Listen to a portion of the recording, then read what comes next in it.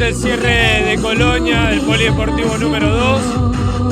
Un cierre espectacular, con mucho juego, mucha diversión y fundamentalmente conteniendo e integrando a todos los chicos en un espectáculo muy lindo donde participan los padres, fundamentalmente, que es lo que queremos desde el municipio de San Fernando, que los papás acompañen a los chicos, ayuden a trabajar sus disfraces y vengan a este día, ¿no? Los chicos esperan que los papás los acompañen después de un mes de Colonia. Los profes, la verdad que hay que sacarse el sombrero del trabajo que hacen en su conjunto, pero fundamentalmente los papás que acompañan a los chicos se sienten contenidos. Fue una gran preparación para llegar a esto y los papás respondieron, acompañaron, así que fueron están bastante contentos todos, tanto los chicos como los papás. La colonia es puramente recreativa. Se trabajó en la parte deportiva, con los más grandes sobre todo, y hubo actividades especiales en cada uno de los polis preparando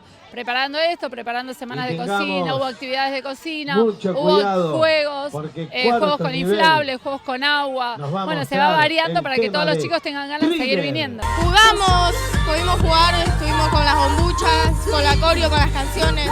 Pero nos íbamos a bailar Esperanza Mía. Nos metimos a la pileta, jugamos a la pelota, hockey, fútbol. Y la pasamos bien.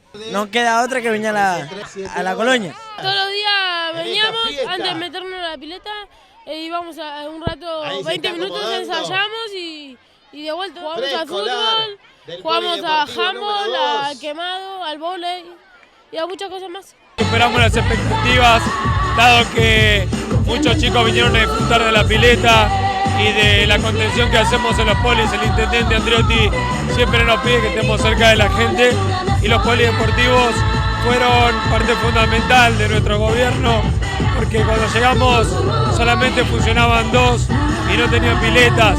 Hoy funcionan 6, estamos construyendo 2 más para que San Fernando tenga un polideportivo cada 20.000 habitantes y estemos todos integrados a la red municipal de deporte, que es lo que queremos.